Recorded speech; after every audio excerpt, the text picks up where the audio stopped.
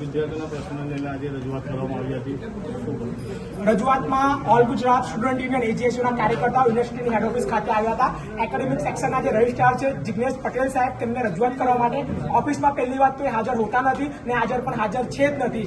બીજી વાત કે આજે પંચિંગની સિસ્ટમ લાવવામાં આવી છે કે જ્યારે પણ કોઈ પણ યુનિવર્સિટીનો સ્ટાફ અહીં શૈક્ષણિક ક્ષેત્રમાં કે કર્મચારી તરીકે નોકરી કરતો હોય ત્યારે પંચિંગ કરતો હોય નોકરીમાં આવતા સમય અને જતા સમય ત્યારે વિદ્યાર્થીઓ જે પ્રશ્નો લઈને અહીં આવે છે તો વિદ્યાર્થીઓને પ્રશ્નોનો સમાધાન મળવો જોઈએ. એ પ્રશ્નોનો સમાધાન યુનિવર્સિટી આપતી નથી. ખાલી ફક્ત ને ફક્ત ઓફિસમાં બેસીને ખુરશીમાં બેસીને આરામ કરે છે. બીજી વાત કે third year BCom honours faculty of કોમર્સમાં અસંખ્ય વિદ્યાર્થીઓ 6000થી વધારે વિદ્યાર્થીઓ છે. તે લોકોનું એડમિશનનું જે પ્રક્રિયા છે હાલમાં શરૂ કરવામાં જ નથી આવ્યું. એથી નુકસાન શું છે? તો પહેલું નુકસાન કે ડિજિટલ ગુજરાત સ્કોલરશીપ જે ગુજરાત રાજ્ય સરકાર આપે છે વિદ્યાર્થીઓ તેનું ફોર્મ નથી ભરી શકતા કેમ કે ફી સ્લીપ આવી નથી.